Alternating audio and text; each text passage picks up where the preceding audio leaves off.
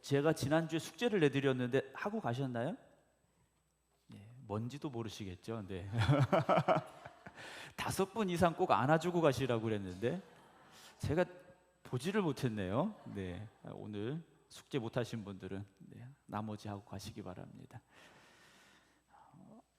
사실 남을 이렇게 안아준다는 게 쉽지는 않습니다. 우리나라 정서상 남을 안아주는 게 쉽지는 않아요. 그러나 우리가 서로 안아주면서 함께 하나님의 자녀된 그 은혜를 누리시고 또 살다 보면 누군가의 그 따뜻함이 필요할 때가 있습니다. 오늘 그 주님의 사랑을 가지고 꼭 5분 이상 안아주시고 가시기를 부탁을 드립니다. 아멘 하시는 분들이 5분밖에 안 되네요. 네. 5명이 어려우면 1명이라도 안아주시고 가시기 바랍니다. 2013년에 영국 북동부에서 마라톤 대회가 열렸습니다. 오래된 일인데요. 마라톤 대회 한 5,000명 정도가 참가를 했습니다. 한 5,000명이 참가를 해서 마라톤을 해야 되는데, 마라톤은 그냥 달리는 게 아니지 않습니까? 우리도 반기문 마라톤 대회가 있는데 코스가 정해져 있어요. 왜냐하면 42.195km를 정확하게 달려야 됩니다. 그래서 코스를 완주를 해야 마라톤 결승점에 도달하게 되는 겁니다. 그런데 2013년 4월에 열렸던 이 마라톤 대회에서 어떤 일이 벌어졌냐면, 마라톤 경기를 주최하는 주최 측에서 그 경로를 표시를 잘 해야 되는데 표시가 잘못된 곳이 있었습니다. 그래서 선수들이 5,000명이 출발점에서 출발하고 끝까지 완주를 했는데 단 1명만 완주했다라는 공식적인 결과가 나왔어요. 그 단 1명이 누구냐? 1등한 사람만 완주를 한 게 됐습니다. 그럼 왜 1등만 완주를 했느냐? 1등하고 2등, 3등의 거리가 너무 벌어진 겁니다. 그러니까 눈에 보이지 않을 정도로 1등이 앞서간 거예요. 그 뒤따라가던 2등과 3등이 중간에서 길을 잘못 들었습니다. 표시가 제대로 되지 않은 부분에서 잘못 들었어요. 그런데 2등, 3등 뒤따라오던 선수들이 누구를 따라가겠습니까? 앞서간 2등과 3등을 열심히 쫓아서 달려갔겠죠. 그래서 마지막 선수까지 다 달려서 결승점에는 들어갔어요. 그런데 경로를 벗어난 이 사람들이 264m를 덜 달렸습니다. 그래서 공식적인 결과는 1등한 선수만 완주한 사람이 됐고, 나머지 1등을 제외한 선수들은 완주하지 못한 선수가 되고 만 겁니다. 우리는 길을 잘 따라가야 됩니다. 길을 잘 따라가야 돼요. 앞만 보고 달린다? 여러분, 문제가 생길 수 있습니다. 여러분, 앞만 보고 열심히 달리지 마시고요, 하나님이 이끄시는 길로 달려가시기 바랍니다. 그리고 내 뒤를 누군가가 따라오고 있다라는 것을 여러분 잊지 마시기 바랍니다. 나는 모르지만 누군가가 나를 보고 뒤따라오고 있다라는 거죠. 자녀들이 부모를 뒤따라가게 되고요, 새로 교회 나오신 분들이 먼저 믿은 이들의 뒤를 따라가게 돼 있습니다. 성도님들은 목사의 뒤를 따라올 수밖에 없습니다. 여러분, 오늘도 나는 누군가를 지금 나는 모르지만 이끌어가고 있는 인도자이다라는 것이죠. 그래서 여러분, 그 길을 잘 가시기 바랍니다. 내가 잘못된 길로 가면 뒤를 따라오는 사람도 당연히 어디로 갑니까? 잘못된 길로 갈 수밖에 없다라는 거죠. 비행기는 정해진 경로를 따라가게 돼 있지 않습니까? 일정 고도에 올라가면 설정해 놓으면 그 고도를 지켜서 자동으로 운항을 하게 돼 있습니다. 문제가 생기면 어떻게 되겠습니까? 경로를 벗어나게 되겠죠. 목적지에서 멀어질 수밖에 없을 거고 위험한 일이 벌어질 수도 있을 겁니다. 여러분, 오늘 우리가 걸어가는 한 걸음도 정말 중요한 겁니다. 우리가 하는 말 한마디도 정말 중요한 겁니다. 왜냐, 내가 하는 행동 하나가, 내가 하는 말 한마디가 누군가에게는요 선생이 되기 때문이라는 거죠. 아, 이렇게 해도 되는구나, 이렇게 말해도 되는구나 보고 배우게 돼 있지 않겠습니까? 여러분, 우리가 더욱더 겸손한 마음으로 정말 우리가 마음을 다시 한번 되새기면서 하나님이 이끄시는 그 길에서 그 길을 끝까지 완주할 수 있기를 주님의 이름으로 축원합니다. 오늘 새벽 예배 말씀 나누면서 많이 들었던 말씀이고 저도 많이 설교했던 말씀이었습니다. 근데 오늘 새벽에 말씀을 함께 나누면서 왠지 마음이 울컥해졌어요. 늘 읽었던 말씀이고 늘 설교했던 말씀인데 왠지 오늘 새벽에는 더욱더 제 마음에 무겁게 그 말씀이 다가왔습니다. 새벽 예배 교회 오셔서 또는 온라인으로 함께 하셨던 분들은 좀 눈치를 채셨을지도 모르겠습니다만 그런 제 마음이 있었어요. 궁금하신 분들은 유튜브 생극감리교회 검색하셔서 들으시기 바랍니다. 요즘 조회수가 별로 안 나오는 것 같아요. 원래 별로 없지만 오늘 성령 강림 주일입니다. 주님께서 약속하신 보혜사 성령님께서 임재하심을 우리가 다시금 기억하면서 또한 사모하는 마음으로 드리는 성령 강림 주일입니다. 자, 성령 강림 주일. 그럼 성령님은 언제 오셨느냐라는 거죠. 성령님 언제 오셨을까요? 주님 승천하시고 오순절을 지키던 제자들에게 임하신 거 맞습니다. 그러나 성령 하나님은 창조 때부터 함께 하셨고 구약 성경에서도 성령님은 역사하셨고 예수님 말씀하신 그대로 제자들에게 역사하셨고 지금도 역사하시는 성령님이 되심을 우리는 고백할 수 있어야 됩니다. 그 성령님께서 오늘 우리 안에 임재하고 계신가? 우리는 그 성령님의 임재 가운데 살고 있는가? 오늘 함께 뒤돌아볼 수 있는 시간 되기를 소망합니다. 오늘 본문의 말씀 보게 되면요, 12절에 내가 아직도 너에게 이를 것이 많으나 그러셨어요. 예수님이 하신 말씀입니다. 예수님께서 제자들에게 내가 너희에게 이를 것이 많다, 즉 하실 말씀이 많다라는 거예요. 가르쳐야 되고 하실 말씀이 많은데 지금은 너희가 어떻습니까? 감당하지 못한다 그러셨어요. 내가 아무리 이해하기에도 지금은 너희들이 이해하지 못할 것이다 라고 말씀하시는 거예요. 우리가 다른 사람들과 대화를 나누죠. 대화를 나누는데 대화를 나누는 상대편이 어떠한 수준인가에 따라서 내가 말하는 수준도 바뀌어야 됩니다. 제가 오늘 상당히 은혜 충만하게 상당히 성령 충만하게 말씀을 전하고 있습니다. 이해가 안 되시나요? 이렇게 이해가 안 되시면 수준을 낮춰야 돼요. 유치부 아이들에게 하는 말과 중고등부 아이들에게 하는 말, 청년부에게 하는 말, 여러분들이 하는 말이 달라질 수밖에 없다라는 거죠. 듣는 대상이 어느 수준인가에 따라서 말이 달라질 수밖에 없어요. 그러니까 여러분, 목사의 수준을 높이시려면 여러분들의 수준이 높아지시면 됩니다.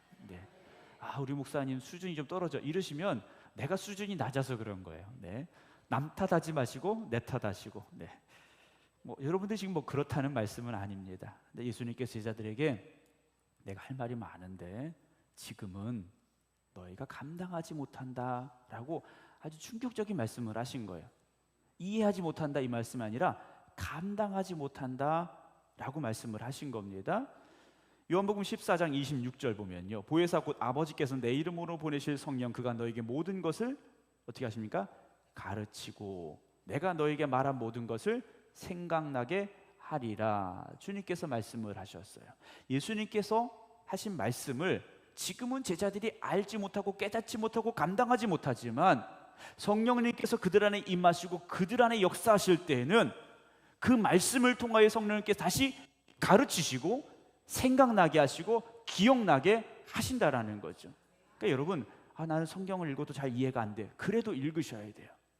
설교 시간에 잠이 온다. 그래도 잠 깨서 들으셔야 돼요. 왜냐? 언젠가는 그 말씀이 성령님께서 나를 깨닫게 하시는 말씀이 되어지고 가르치시는 말씀이 되고 나를 변화시키는 말씀이 되게 하시기 때문이라는 거죠. 요한복음 15장 26절입니다. 내가 아버지께로부터 너에게 보낼 보혜사 곧 아버지께로부터 나오시는 진리의 성령이 오실 때 그가 나를 증언하실 것이다 그래서 성령이 충만한 사람은요 예수님이 누구이신가를 깨닫게 되고 고백하는 사람이 되는 겁니다. 여러분들은 예수님이 누구이신가 증언할 수 있는 사람이 되어져야 됩니다.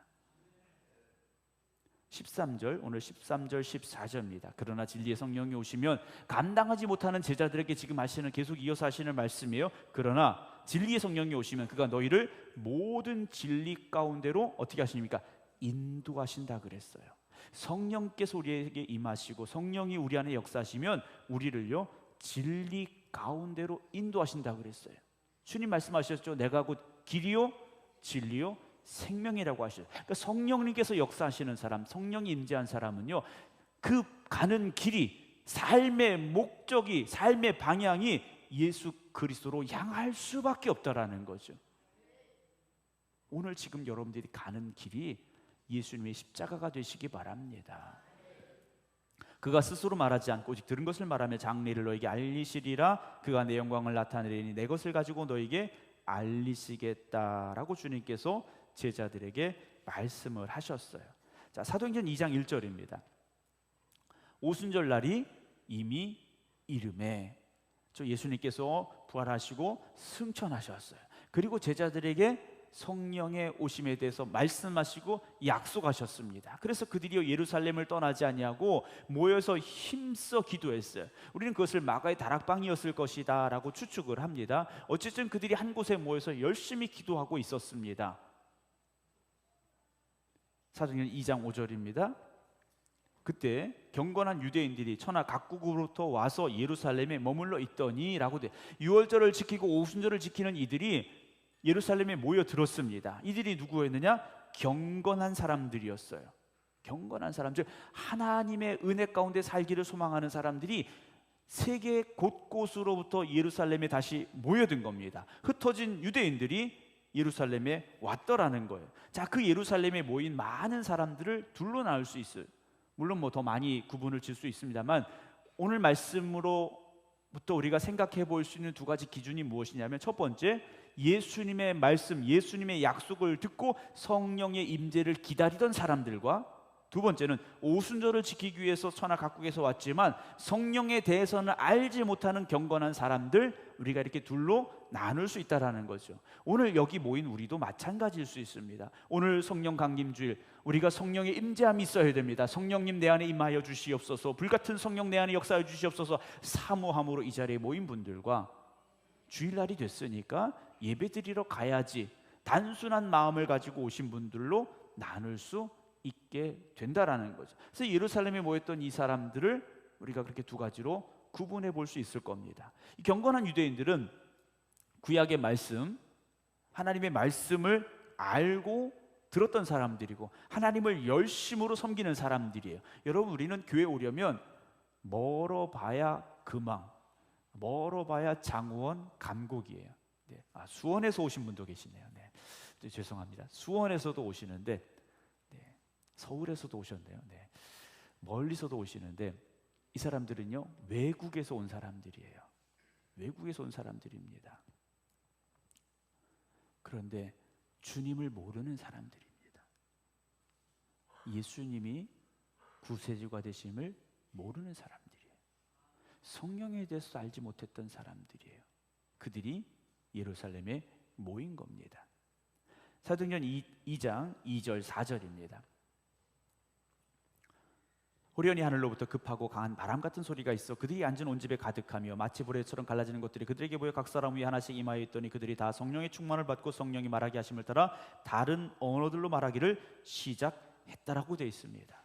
사도행전 2장 2절부터 4절까지 나오는 성령의 임재 현상을 보면 세 가지 현상이 나타납니다. 첫 번째, 급하고 강한 바람 같은 소리가 있었다 그랬어요. 두 번째, 불의 혀처럼 갈라지는 것들이 그들에게 보여졌고 각 사람 위에 하나씩 임했다라는 것이고, 세 번째, 성령이 말하게 하심을 따라 다른 언어들로 말하기를 시작했다라는 거죠. 그러니까 청각적으로는 들렸고 시각적으로는 보였고 그리고 입에서는 방언이 나왔다라는 겁니다.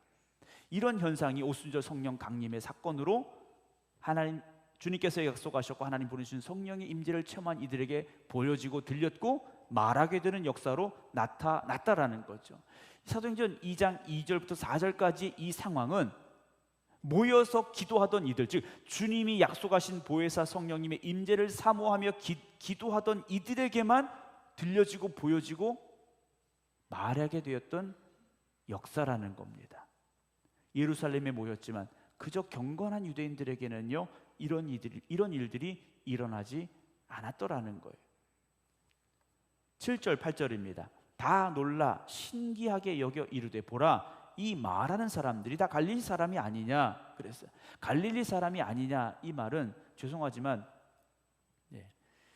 지역을 좀 비하하는 발언입니다. 갈릴리 지역 바닷가 그리고 좀 배움이 없는 사람들 이런 사람들이 많이 살고 있었던 지역이에요. 이 사람들이 지금 어떤 말을 하느냐? 우리 각 사람이 난 곳 방언으로 듣게 되는 것이 어찌미냐? 즉 외국어를 갑자기 말하기 시작했다라는 거죠. 외국어를요 갑자기 말하기 시작한 거예요. 이번 이제 제가 다녀오는 길 중에 웃어야 되는데 웃지 못할 일이 하나 있었습니다. 오는 여정 중에 그 말레이시아 공항에서 이제 비행기 표를 이제 발권을 받아야 되는데 제 앞에 한 목사님이 가서 비행기 발권을 이제 받고 계셨어요. 정확히 저보다 5살 젊은 목사님이세요. 가신 목사님들 중에 이제 가장 젊은 목사님 계셨고 그 다음으로 이제 젊은 목사님이신데 저보다 5살이 어렸어요. 근데 그 목사님이 발권을 받고 계셨는데 외국이니까 뭐 영어로 말해야 되잖아요. 근데 그 목사님은 이제 미국 유학을 다녀오신 분이에요. 유창하게 얘기를 하고 계셨어요. 근데 제 바로 앞에 기다리고 있던 한 엄마와 딸이 있었어요. 20대 중후반, 한 30대 초반 정도 되는 그 딸과 한 50대 후반 정도 되는 60대 초반까지는 안 되는 것 같아요. 하여튼 60대 초반 정도 되는 엄마가 있었어요. 근데 그 딸이 그 목사님인 거 모르죠. 발권 받으면서 이렇게 막 얘기를 하고 있었는데 왜냐하면 그 목사님 사모님이 다리가 불편해서 그 옆에 있지 못하고 좀 떨어져 있었어요. 아마 그 상황을 얘기한 것 같아요. 그런데 그 이야기를 보던 제 앞에 있던 그 젊은 여자분이 말을 하는 거예요. 엄마한테 말하는 겁니다. 엄마, 저 할아버지 영어 잘하는데 나도 영어 좀 배워야 될까? 이러는 거예요. 웃질 않으시네요. 저보다 5살 젊은 목사님이라고 그랬어요. 네. 저보다 5살 젊으면 40대입니다. 40대 목사님을 보고 이 젊은 여자분이 엄마 저 할아버지 영어 참 잘한다 그런 거예요. 이해가 조금 되시나요? 감당하지 못할 유머를 하면 안 되는데. 그래서 제가 제 아내 보고 나를 보고 뭐라고 할까? 그 목사님 저보다 흰머리도 훨씬 적어요. 근데 얼굴은 조금 노안이긴 한데 그래서 제가 그 여자 얘기를 듣고 나도 어디 가서 저러고 있으면 할아버지란 소리 듣지 않을까 생각을 했는데요. 갈릴리 지역에 산다는 것 자체가 상당히 좀 무시당하는 그런 표현입니다. 9절과 11절, 9절부터 11절 보겠습니다. 우리는 바데인과 메데인과 엘람인과 또 메소포타미아, 유대, 갑바도기와 본도, 아시아, 부리기아, 밤빌리아, 애굽 및 구레네 가까운 리비아 여러 지방에 사는 사람들과 로마로부터 나그네 곧 유대인과 유대교에 들어온 사람들과 그레데인과 아라비아인들이라라고 말합니다. 그러니까 지금 지역을 말하면 그리스, 로마를 비롯해서 터키와 아프리카 북부 지역 여러 곳에서 온 사람들, 그러니까 배를 타고 먼 길을 온 사람들, 길을 걸어온 멀리서부터 온 이 외국인들이 지금 하는 말이에요. 그리고 유대인이지만 그곳에서 살던 사람들, 또 그곳에서 난 사람들, 즉 외국어를 잘하는 사람들이 이 말을 들은 거예요. 그런데 우리랑 똑같이 말하고 있네 이러는 거예요. 이게 도대체 무슨 일인가라는 거죠. 이들이 이렇게 고백합니다. 11절 후반부에 보면 그 다음 PPT 볼까요?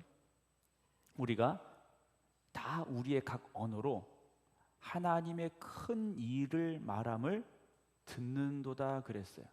자, 이들이 방언으로 말했습니다. 방언으로 말하는데 외국어로 말한 거예요. 외국어로 말했는데 그 말에 담겨져 있는 내용이 뭡니까? 큰 일이었다라는 거죠. 하나님의 큰 일을 이들이 지금 말하고 있었다라는 겁니다. 여러분, 방언이라는 것은요, 하나님이 행하시는 일에 대한 고백이었다라는 겁니다. 우리가 성령 임재에 대해서 단순하게 또는 지역적으로 생각하다 보면 은사주의에 빠지게 돼 있고 신비주의에 빠지게 돼 있습니다. 여러분, 성령 충만함을 단순히 신비로운 현상으로만 생각해서는 안 됩니다. 방언을 우리가 말하고 못하고 이것에 중요한 것이 아니라 우리가 방언으로 말하든 방언으로 말하지 않든 성도들의 입에서는, 그래서 성령 충만한 성도들의 입에서는 하나님의 큰 일에 대해서 말하고 고백함이 있어야 됩니다. 하나님의 큰 일이란 무엇입니까? 독생자 예수 그리스도를 이 땅에 보내시고 우리의 죄를 대속하게 하신 구세주 되신 예수 그리스도에 대한 고백이 그들의 방언을 통해서 선포되기 시작했다라는 거죠. 2장 12절 13절입니다. 다 놀라며 당황하여 서로 이르되 이 어찌 된 일이냐 하며, 또 어떤 이들은 조롱하여 이르되 그들이 세술에 취하였다라고 조롱을 하고 비난을 합니다. 그때 14절 15절 베드로가 11사도와 함께 서서 소리를 높여 이르되 유대인들과 예루살렘에 사는 모든 사람들아, 이 일을 너희로 알게 할 것이니 내 말에 귀를 기울이라. 때가 제3시니 너희 생각과 같이 이 사람들이 취한 게 아니다라고 말해요. 저 사람들이 술 취해서 말하는 것이 아니라는 겁니다. 16절 이는 곧 선지자 요엘을 통하여 말씀하신 것이니 일러스되라고 베드로 사도가 구약의 말씀을 통해서 이들에게 성령 충만한 이들이 지금 무슨 말을 하고 있는가 선포하기 시작했다라는 거죠. 아까 말씀드렸듯이 경건한 유대인들, 유월절을 지키기 위해 예루살렘을 찾은 이들은요, 구약의 말씀을 알고 있었던 사람들이고, 그리고 그 약속의 말씀이 이루어지기를 소망하는 사람들이었다라는 겁니다. 그런데 그들의 마음에는 성령의 충만함에 대한 사모함은 없었더라는 거죠. 사랑하는 성도 여러분, 우리가 예수 믿고 복 받는 것 중요합니다. 여러분, 예수 믿는 사람도 경제적으로 문제가 해결되어져야 되고, 육신의 아픔도 치유되어져야 되고요, 관계의 문제도 풀려져야 됩니다. 그러나 정말 중요한 것은 하나님이 주신 사명 가운데 살아가는 것이 우리에게 있어야 된다라는 것이죠. 사도행전 1장 8절입니다. 우리 함께 읽겠습니다.